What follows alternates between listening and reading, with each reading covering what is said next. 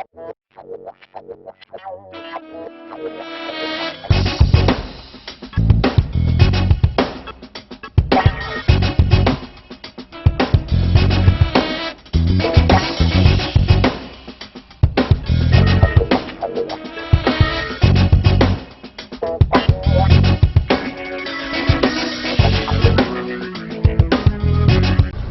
I'm Tim, and this is Tim B. with Danny today. Danny, we're right at watch change, and so the two of us are here, and we're going into a dock that's one that we don't go into a lot, and so the two of us will do this job together, and we thought we'd bring you along with us. Periodically, barges have to be cleaned out.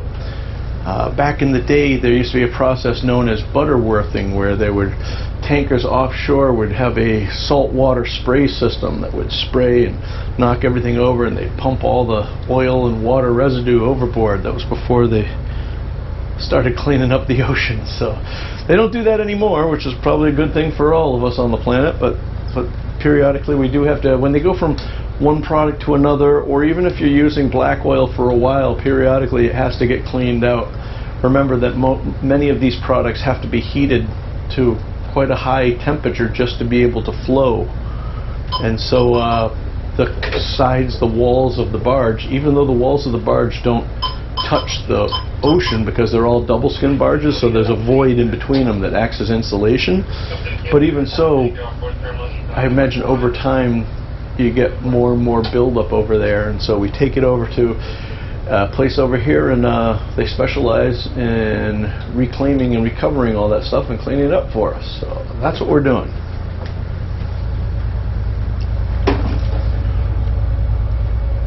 All right. Coming under the Bayonne Bridge. We've got a municipal tanker just coming by us here, turning around the corner, Bergen Point, and we've got our assist tug up there waiting for us. Go on the other side of you, Danny.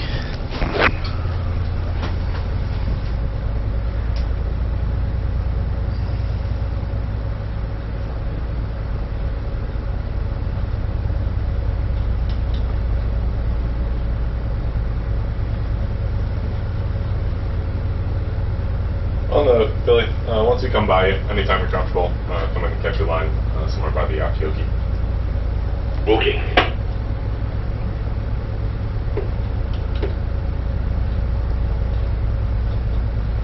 So see the yellow up there? The yellow on the dock? Yeah. And you see the blue? Danny, you want it right here where I'm standing? The Akioki. Say that again? Over by the Akioki, not the Akioki. You gotta come back this. Come back towards the tugger. So I think that blue stuff. The blue and white. Yeah, I think that's what we're looking at. We'll see it better when we get up there. If that thing's in your way, I can rip that down too. It's fine. All right, good.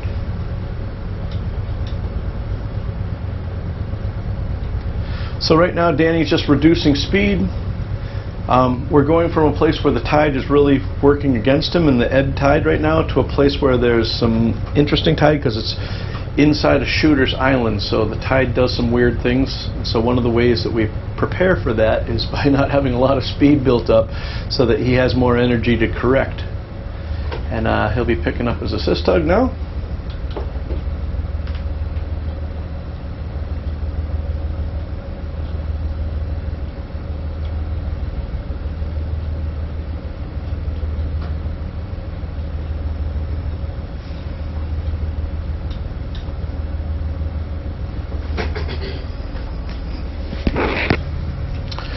We have some new crew on board, and any of you that are watching, if you ever sail with me, you should know that when it comes to binoculars, it's a cardinal sin to lay your binoculars down like this.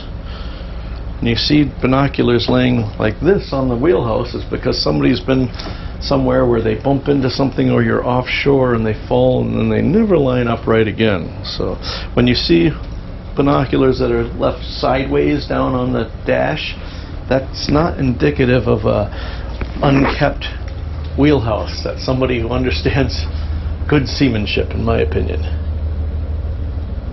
Yeah, Danny, all that blue, I believe all that blue is what we're going up against.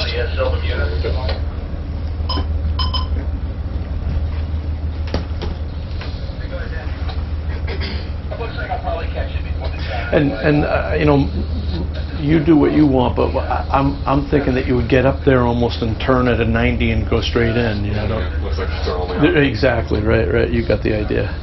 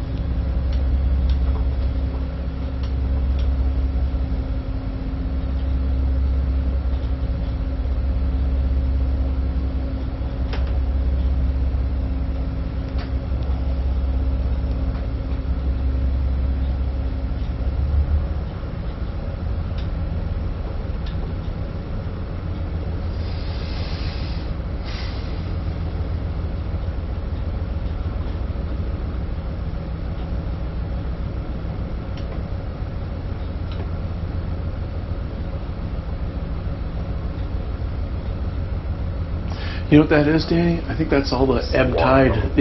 Exactly, from the bay. Yep, exactly.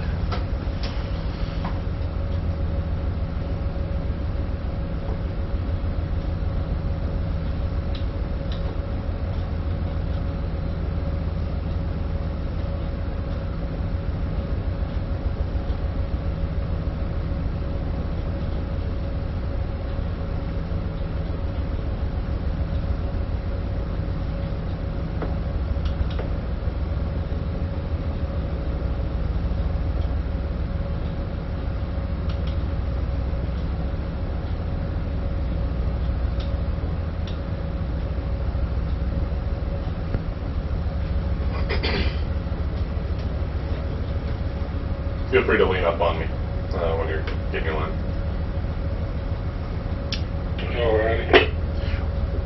Once he talks to you, just verify that we are going alongside the blue barge. 99% sure that's where we're going, but they have all that construction stuff over there. Looks like that's the only place big enough for us to fit. Well, no, I know that that's where we go. I just didn't know if we. I kind of thought we went before we went like in line with the construction stuff, or maybe they've moved the construction stuff out. I'm sure we're going alongside that blue barge, but he just came from there. So. Yes, sir.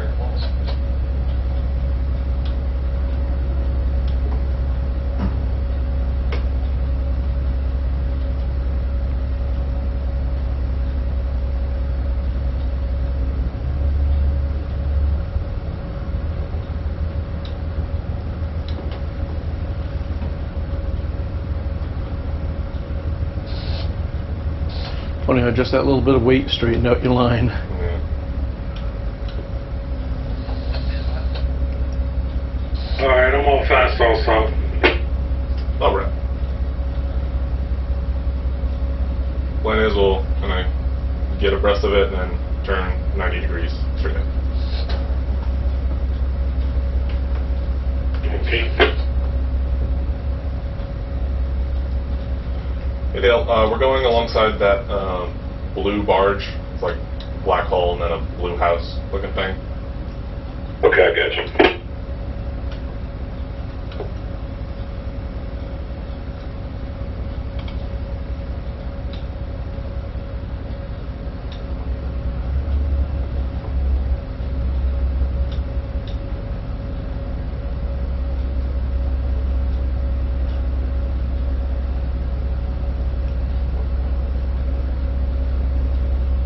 Hey, you can almost feel the reduction of the tide pushing against you now, can't you? Yeah, I'm just trying to make sure we don't drag him over the 2-foot hump.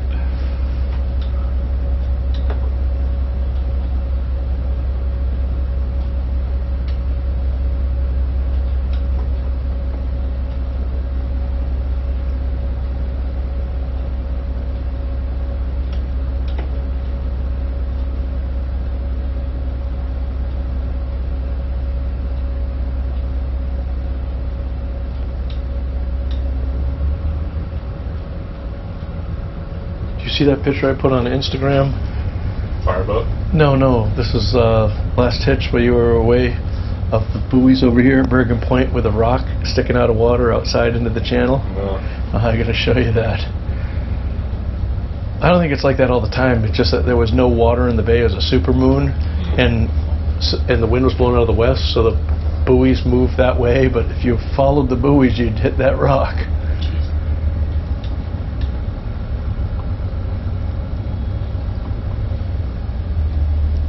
There, you got her straight now.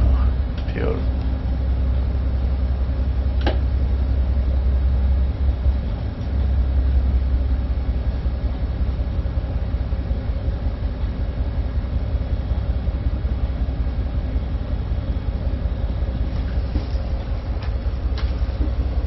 Put him for 11:45.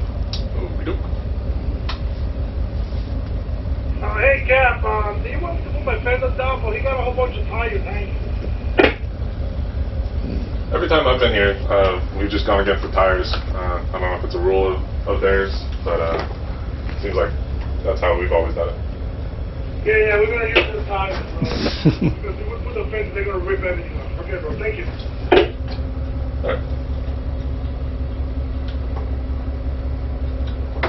Yeah, you're set.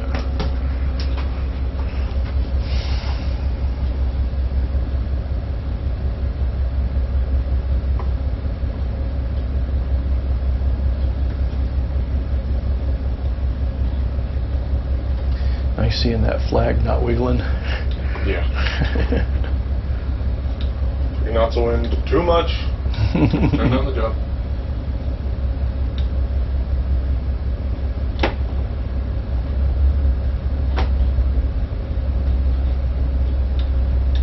I don't know if you have any interest in it, whether I should pass it to you or not, but you let me know and I'll pass you the link if you want to see it. But there's a engineering channel that I follow that did an analysis of the Ever Given situation, and they figured out how big it was and how many containers they had on and what the area was of sail and the wind at the time, and it was basically getting 278 tons or something like that of force pushing them sideways. It's pretty amazing how they broke it all down like that. You know? How about no? How about no?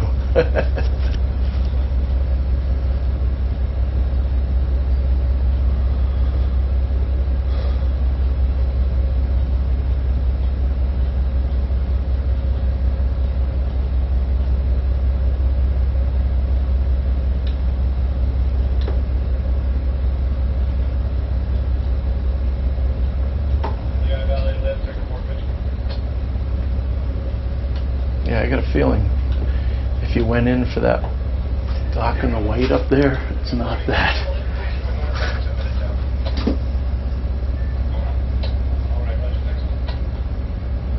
Were you with me the night? I came in here one night and I started going. I was like, oh no, I gotta back up. The tankerman saved me. The tankerman's like, hey, the dock's back there. No. Oops.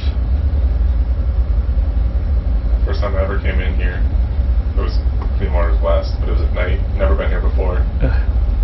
Me and Chris hadn't been there in years or something. So we both came in like, you know where we're going? No. You know where we're going? No. Yeah, a little bit. Well, here we go.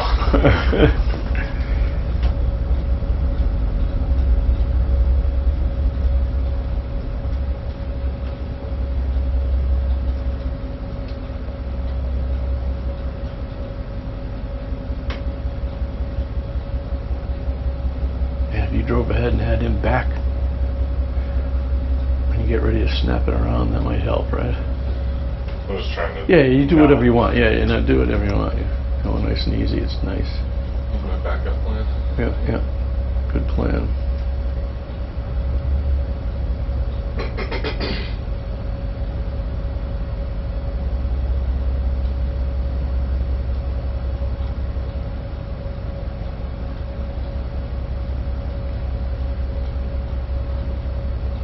Very nice.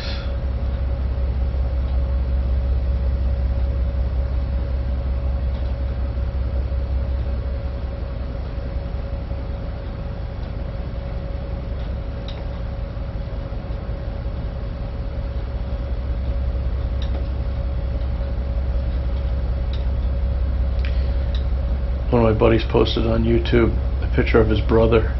His brother was a lifer in the army. Said his brother's like about my age, maybe, I don't know, about my age. Anyway, the caption of the video was, "When you lose a bet and you have to keep your word," and he's running around the neighborhood in one of those Borat suits, you know, the bathing suit. Now he's on a list somewhere.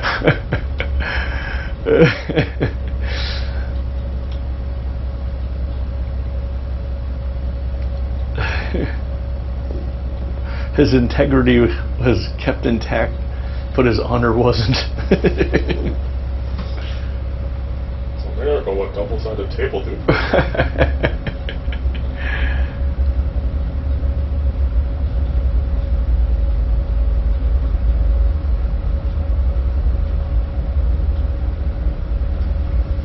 So one of the things Danny is doing right now is he's going very slow and he wants to come in.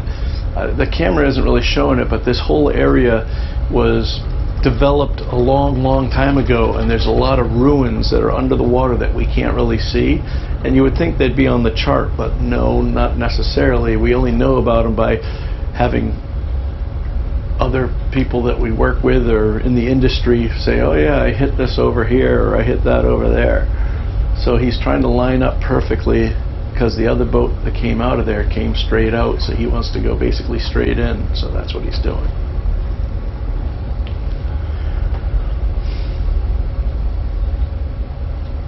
Danny's also employing a technique that I highly recommend in these situations, where he's going very slow.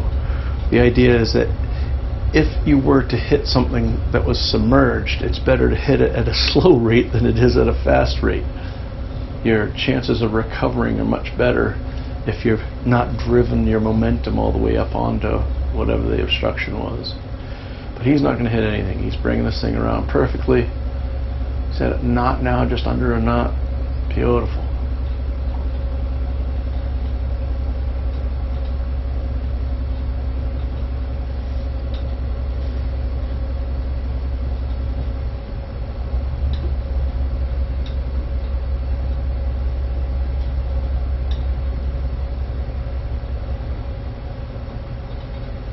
Kind of rotating and then killing my rotation, just so that I don't want to rotate too early and not be lined up with the slip.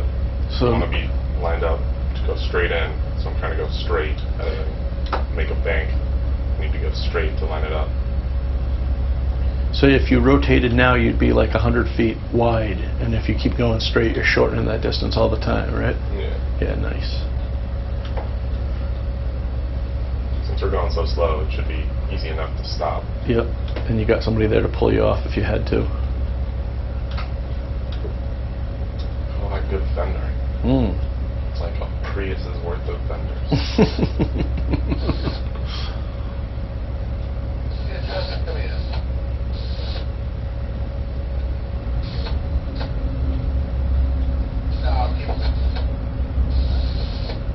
I guess I wasn't so wrong on the chart. Does this thing ever move? The barge? No. Just 4 times a day when the tide changes. I don't know if it's this one or the other one, but it's one of them's. I think it's called like the Josiah Bartlett or something. It's the name of the president in the West Wing. Oh yeah. They have the Casablancas over there. That's the one. That's far too romantic of a name for a sludge barge.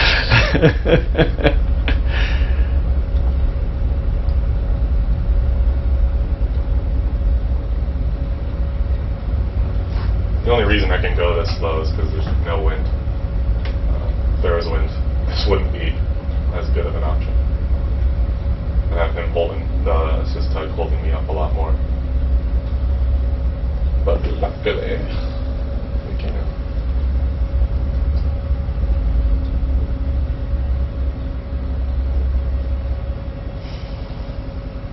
All right, Dale, start talking to us.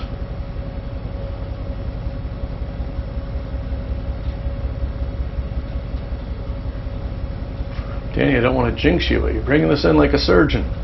Shit. I Alright, Dale, I'm flattening out now, but let me know how we look, how far off of it you think we'll be. About 250 feet from boundary bow to the other boards. Okay.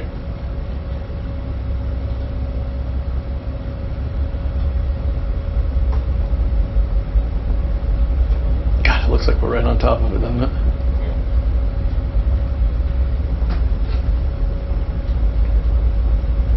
Now, for those of you that are playing along at home, and you see that bulkhead up there, and you see these other barges over here, don't be fooled.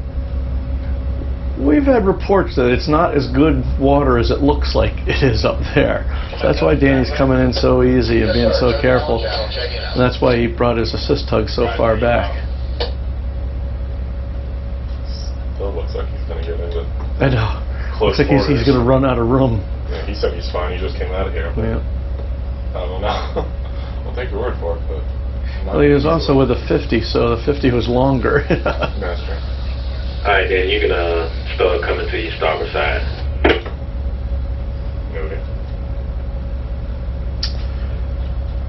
It's not super useful info, but I can still see the barge we're landing on. Yep. So I don't really need to ask for clarification yet. It's when I can't see it anymore that I need to ask for numbers or more detailed info. Now, those of you that are hearing the deckhand's voice, if he might have a familiar ring to it, he's actually working. Down about 150 boundary bow.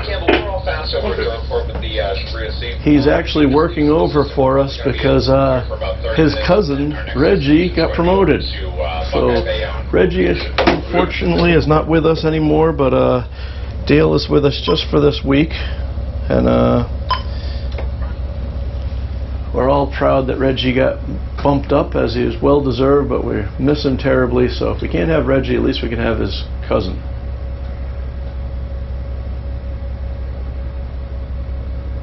Security, Circle M&S is getting ready to back away from the south side of your...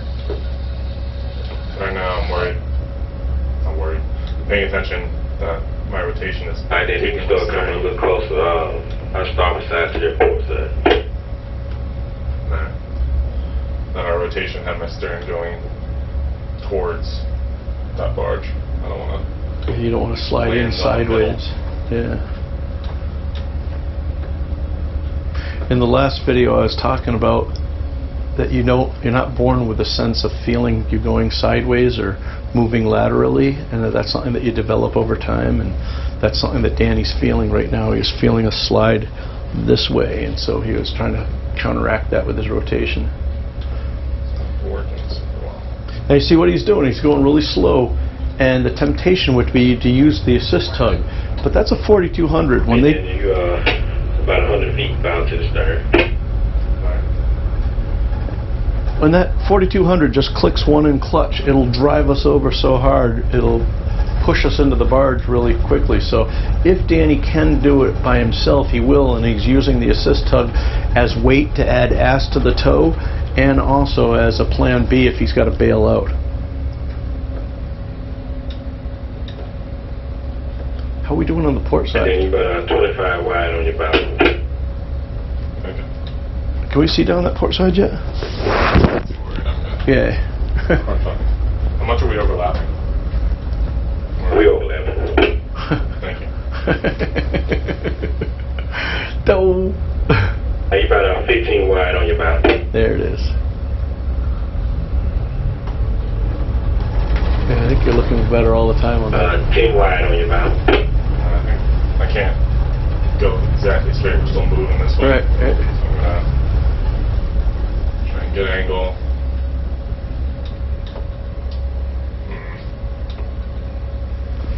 On the Philadelphia, if you can back on one. Backing on one. Danny's doing that to open him up because he's sliding sideways now. Alright, we almost touching up. Alright. We're probably gonna touch up. But Right up against. yeah. We all flat. Alright, on the Philly, I'll stop. All stop. didn't want to do that because we didn't really touch a fender. He wants you to keep going flat ahead. Yeah, I know.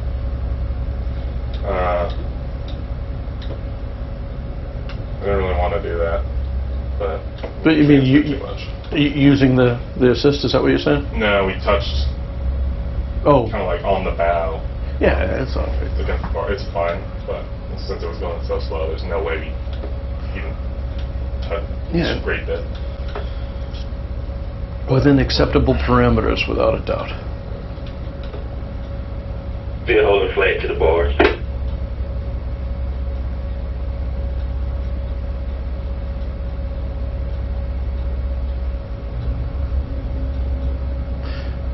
I wonder if the tankerman knows how far he has to go. I don't think you're going to put it all the way up there. Maybe you will, but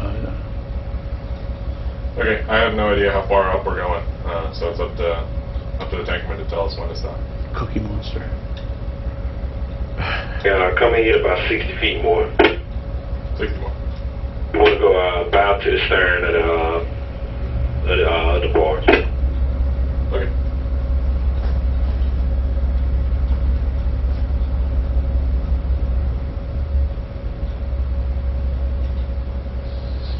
You got plenty of room on this side, Daniel. This little barge, don't even worry about it. You can kick it all the way up to the bulkhead. About 40 foot more here. All right.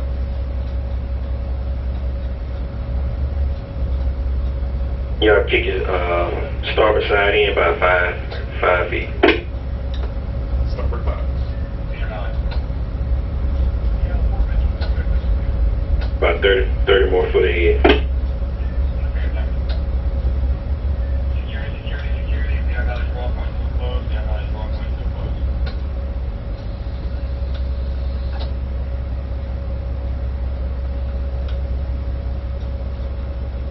And then you touching up on your stern, your bow about 5 wide. Okay.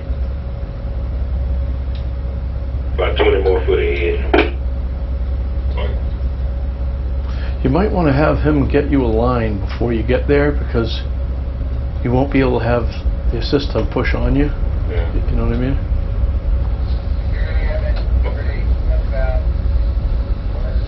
Looks like maybe they're doing it already anyway.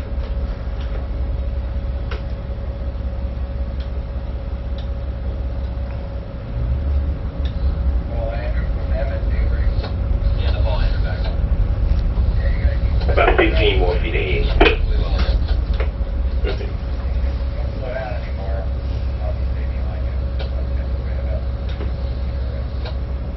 Okay, understood. Yeah, I'm headed for the EMK.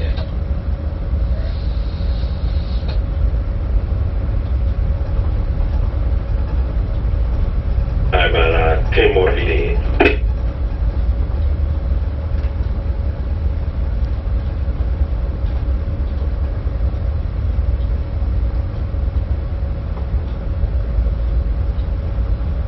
And about 10 more feet. Put it right in the parking lot. 5 more feet ahead. You can slow it down, the ramping the line up. There, you got it stopped. They ramping it out. Alright.